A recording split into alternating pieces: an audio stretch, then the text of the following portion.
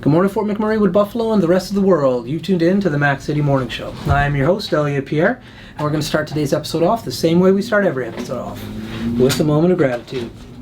I know you could be doing a million other things with your time, and the fact that you spend it with us truly does mean the world to me. So thank you. On that note, Tanner, hit him with the intro.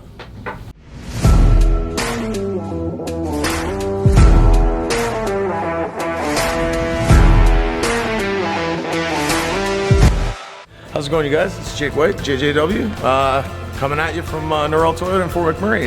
Just wanted to say hi and come on down, check the place out. Hi, my name's Richard. I'm the service manager here at Norrell Toyota.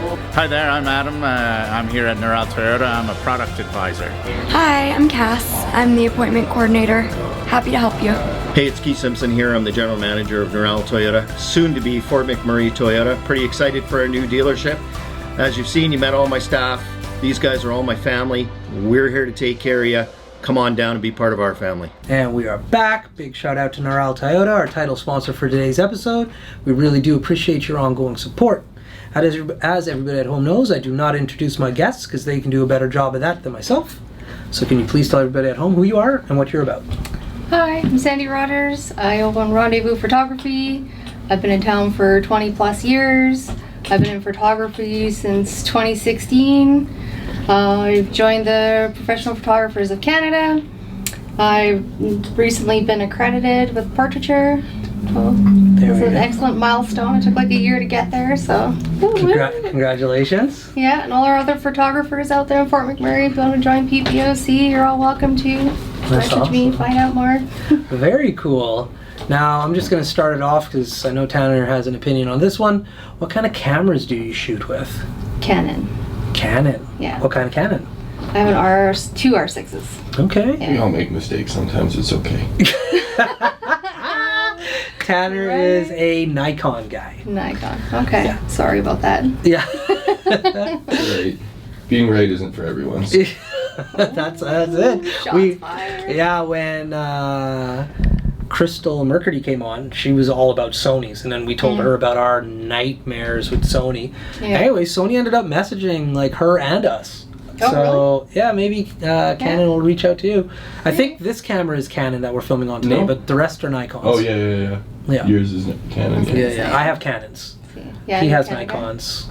Yeah, I like them. They're easy to use. Yeah. Yeah. All my lenses are Canon, everything Canon. I should probably be a Canon ambassador, but if they're listening, this is it. This is it. So what got you into photography? I guess it's kind of like I had a child and was like picked up a camera. I think it was like a T3i was my first one. So Okay. Canon. Yeah. And then I just started shooting, and then I was like, how do I get better? So I started taking courses through the Burrell School of Photography back in 2016. Mm-hmm. And then that's when I started my business. So, yeah. And then I'm like, how do I want to get to a professional level? Then I joined PPOC. Mm-hmm. And so when it comes to the photography that you do, everybody has their own skill set or niche or in like way of looking at it. Mm-hmm. Like what kind of photos are you taking? Oh, I do lots of corporate events, cultural events, weddings, portraits, headshots. Okay. Yeah. And so if you're doing headshots and portraits, do you have a studio? Yes. It's at the Bob Lamb Center. Okay. So you're like official. Yes. All right. How big? What does your studio look like? This is our studio. Does it look anything like ours or the main office, or is it a little bit more subdued? It's probably about the same width, just a little bit longer. Oh, of this office here? Of this office here, yeah. Okay, cool. And how long have you been in that spot for? Since last year, October. What's that like being in the Bob Lamb Center? It's professional. Yeah, because it's traditionally like it's attached to Keanu College. My mom used to teach there. I've spent lots of time in the Bob Lamb Center. I've never gone in there for a business that's not like accredited like in education in one way, shape, or form. Mm-hmm. So like when you're in there, do you like chat with the other people who work for the college, or like what's the interaction with when you're in a building that's all college-based people, students and or teachers? I usually shoot more evening weekends, so during the day, so I don't really interact a whole lot with the other students Yeah. or teachers or whatnot, but yeah. And so you have the building to yourself. It's like House of the Museum in there when you're Yeah, there. it is. Night Yeah, at the there's really museum? no one there. Night at the museum. Yeah. Thank Night at the you. museum. Yeah, I never get any of those things right. Like titles, I'm Yeah. horrible with, or sayings. My parents are immigrants, right? Hmm. So they say all the sayings wrong. Oh. And okay. so, but I learned how to say those sayings based on them. So there's like that one saying like, kill two birds with one stone. Okay. I only learned how to say that properly like maybe this year. Two birds stoned at once. Yeah, like I was saying all the wrong things. So Tanner corrects me on my stuff quite often. Nice. So, but yeah, you're by yourself when you're in there then. Usually, yeah, me and a client or whatnot. Yeah, nice. And so why did you think it was pertinent to have studio space? I used to own a house and I had my basement converted into a studio. Oh, okay. So when I sold my house, I didn't have the studio anymore. Right. So I wanted something a little more professional, so where I could do like corporate headshots and things like that. So because sometimes the people are like walking downstairs, they're like, yeah, this is where your studio is. I was Right. like, yeah, okay, maybe I should look at something a little more professional. Yeah, that's fair enough. Especially if you're taking a photo of them, you want them to be as like natural as possible. And if they're in their head already thinking about something else, that could be an issue. Yeah. Yeah. Sure. You know, if you need to go, just walk right out. Yeah. It's all good. Yeah, no worries. Okay. So you were saying that you've been in Fort McMurray for a long time. Yeah. What brought you here initially, and like why did you stay? Why are you still back? Like, let's hear a little bit about your story. Okay. I moved here when I was 19 in 2000. The mine shut down in Grand Cache. So I moved here with my parents. Basically nothing. Really kind of a ghost town. It's still there, but there's not much really going on there. And then stayed here until about 2004, 2005. I moved to Edmonton for a few years.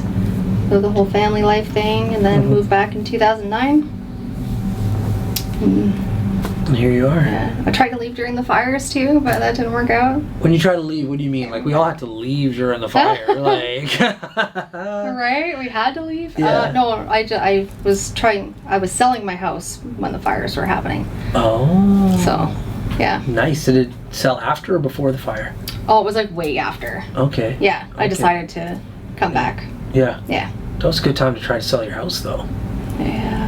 Yeah. Yeah. We won't talk about like the money you made there, but that was a good time to sell just because people were Yeah. looking. Yeah. For Yeah. I a didn't house. sell then. I sold in 2019. Oh, okay. Yeah. When I was a Okay. little down more. That's all right. That's okay. Yeah, that's okay.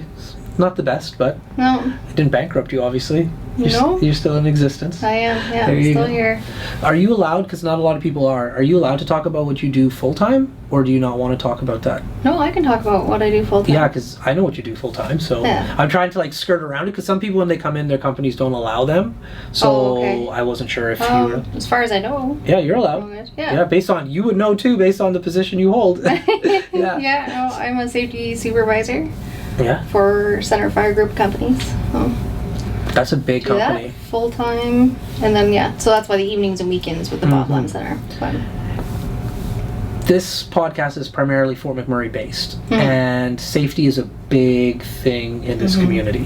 How did you get involved in the safety? And like, I think a lot of people, and this is why I was excited to have you here, kind of view safety as just the safety officer.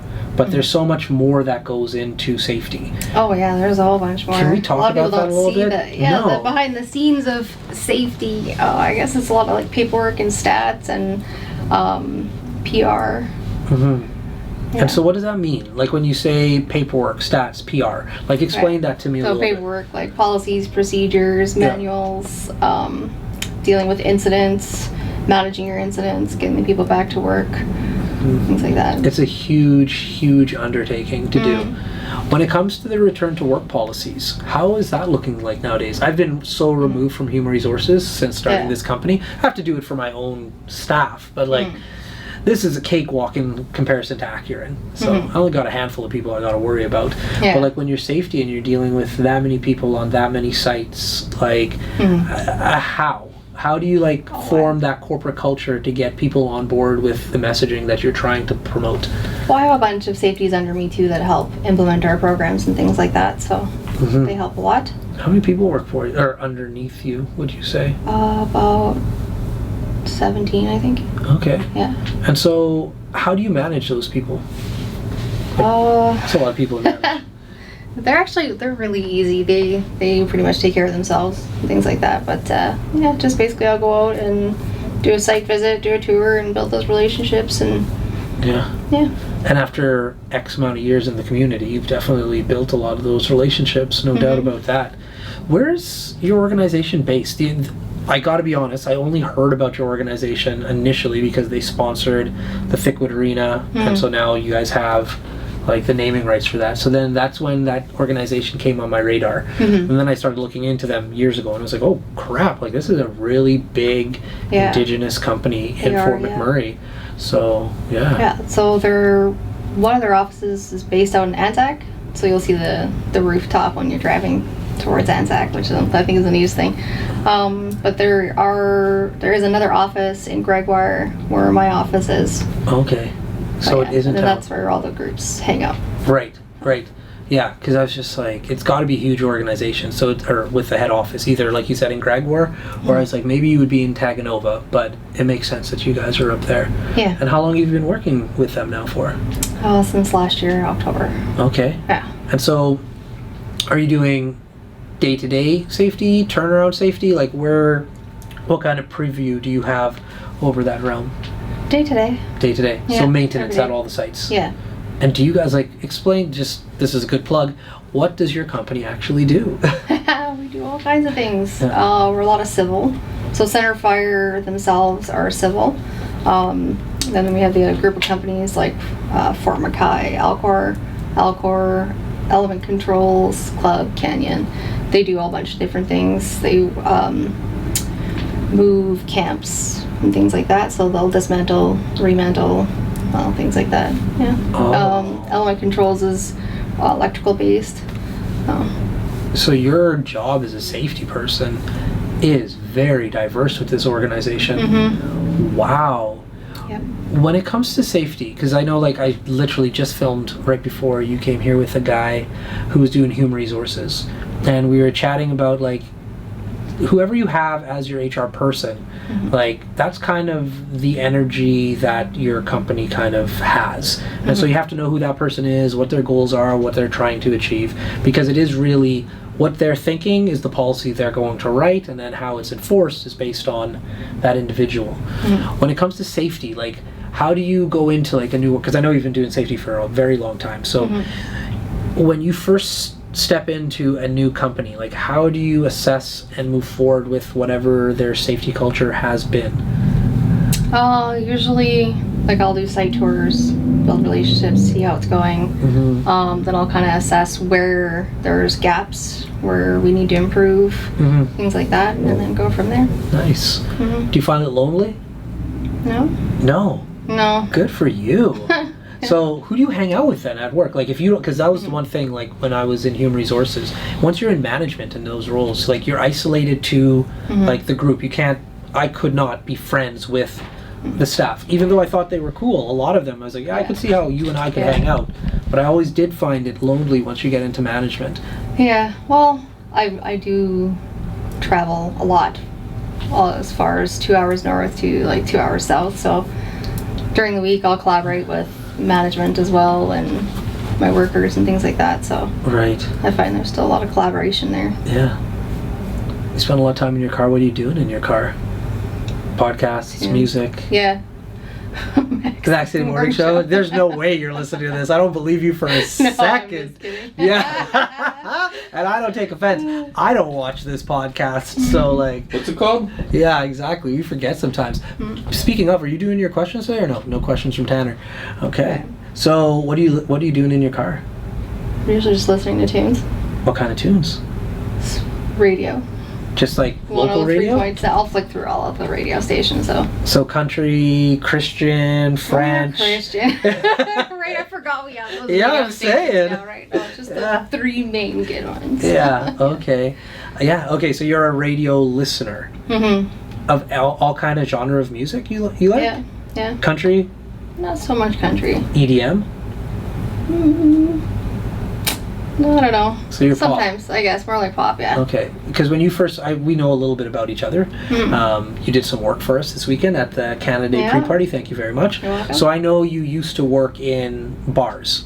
So when you're working in a bar and you're listening to music, though, like I just assume that everybody who's working in the bar likes music because you're literally inundated with it. Yeah. Was that the case when you chose to work in that environment, or you just, you It know, was just whatever DJ was playing. really? So Yeah. there was no like, these are bangers, these aren't, like.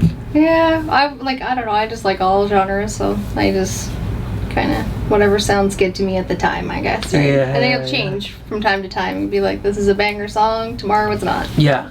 So with the music that you listened to down at our event, what did you think about that? Oh, it was great. Yeah? Yeah. Yeah. So what would you call that, Tanner? What, like That's like bass house, bass house? Bass house? tech house. Yeah, it was all like mixed.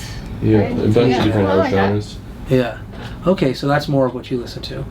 But yeah, in the radio, Yeah. you're game for whatever, except for the Yeah. Francophone and Christian radio station. Except for those Yeah, two. sorry. Like, I had no idea because I never listened to radio. This is a few years ago, by the way, for this story. But I was like in a car and they had the radio on. So I was just like flicking, and then it got to the Christian radio station. And so I was listening to all this music, and I could hear like, this has like a certain type of messaging going on behind it. And then my buddy was just like, yeah, man, this is Christian radio. I'm like, I had no idea that we had like a Christian radio. I found out chaos and yada yada. I found out all about you guys. But yeah, I had no idea that we had a Christian radio station like here in Fort McMurray. Yeah. My nephew, he's very Christian, and he goes to a Christian church, and they play like live music and stuff like that too. They have a live band that plays. I was like, oh, that's really neat. So when he got married and I did his photos, Yeah. yeah, that was all like live Christian band. I was like, this is excellent. Is he good? Oh, he just attends the church. He Oh, just- and I mean, is his band like that plays the music any good? Yeah, they were really good. Nice. Yeah. That's not always the case. It's not something I'm going to listen to every day. But No, that's exactly it. yeah. Nerdy story, but it's a true story. When I was in going into grade 12, so the summer between grade 11 and grade 12, my basketball coach convinced me to go to this like Bible camp, like straight up Bible camp. Wow. Like I went to St. Albert, I lived in the cemetery, or like the cemetery is right next door. They call it a monastery or some nonsense. I don't know. Anyways, I'm there. I set up in my little room, and I have my my CD player and my stereo speakers, and some of the really hardcore Catholic guys came in, like, "Hey, Elliot, how are you doing?" And I was like, "I'm doing good." Like, "Oh, you like music? What kind of music do you like?" And I said, "Oh, I like rap music." And they're like, "Oh, we have some rap." I'm like, "Sweet, put it in." And they put in a bunch of Christian rap. And I was just like, oh no. Because this is back in like the 90s. So like, I don't know if Christian rap has improved, but it was horrible. Was it? Bad. Oh, Bad? so bad. So they're playing and they're jamming out to this nonsense. Like pure nonsense. Like, I'm not a negative guy, but if it's not good, it's not good. And so after they finished their 3 or 4 songs, they're like, "Elliot, put your stuff in." And I was just like, "No, we're good. I'm good, man. Don't worry about it." And they're like, "No. And I put in Snoop Dogg's Doggy Style. I've never been so unpopular in my life. Yeah. That's sheep there. Yeah, those 6 guys are just like, "Yeah, you know what? I don't know." Yeah, it's like, "Yeah, I get it. Don't worry." I don't think our musical tastes really align very well. So I've been to Grand Cache a few times when it was still mine. Like, I had family that lived down there. It was a beautiful community. Okay, yeah. But you've mentioned it's like a ghost town now. Like, Well, there's just like I don't think there's anything going on with the mine right now, but there still is like a mill and yeah. so what's the population? Power. Oh, I have no Guesstimate. idea. Obviously, you don't work for the municipality. Maybe 1,500, 2,000, maybe. Oh, so it really has changed the landscape of that community. Yeah, like I had an uncle that lived and worked at the mine, and like yourself, once it closed down, he moved to Fort McMurray, and so, yeah, like same thing with Tumbler Ridge. I know, like back in the late 2000s, or late 90s, we had a huge influx from Tumbler Ridge of people. I'm aging myself very much. I know. I was like just thinking like. Just so we're on the same page, I ain't young. So you came during that time frame. You said you were 19 So you'd graduated high school then when you moved here, or did you have to attend high school? Oh, I had to go back and finish my high school. What high school did you pick? This is a. I live downtown, so I went to comp. That's one right choice. I went to Murky, went to comp. We have an ongoing competition. So you're kind of tough then. I guess, I don't know. Yeah. I was 21 when I went back to high school, Oh. so I just went in and I did my year and... Right. Yeah. Got in, got out. That's Okay. right. What was Yeah, that I had experience to. like as like a 21-year-old going back Oh, to it school? was really embarrassing at first. And then I just was like, just buckle down, do what you need to do, because I wanted to go to Keanu. Yeah. And I took the trades program through them, the MCTP at that time. Yeah. Then I decided to be a machinist. So I did machining for a few years. Okay. Yeah. And then I moved to Edmonton, and I was a machinist there for a couple years, and then I came back, and then that's when I started my safety. Cool. Yeah. My father-in-law and my brother-in-law are both machinists. Oh, really?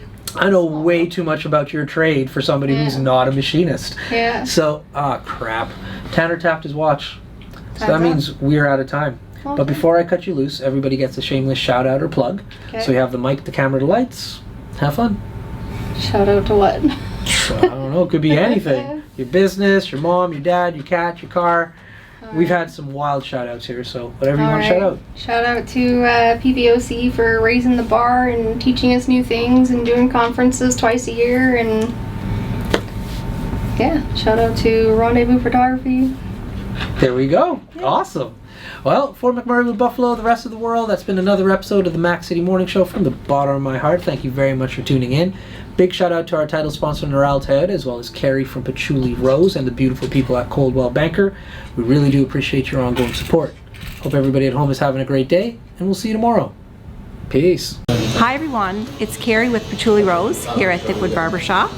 If you're wondering what to get your loved one this season for Valentine's Day, I make an all-natural anti-aging skin serum called Good Skin. It's good for men and women, and it's available for purchase here at the barbershop, downtown at the corridor shops and events, and on my website. Thank you for your support.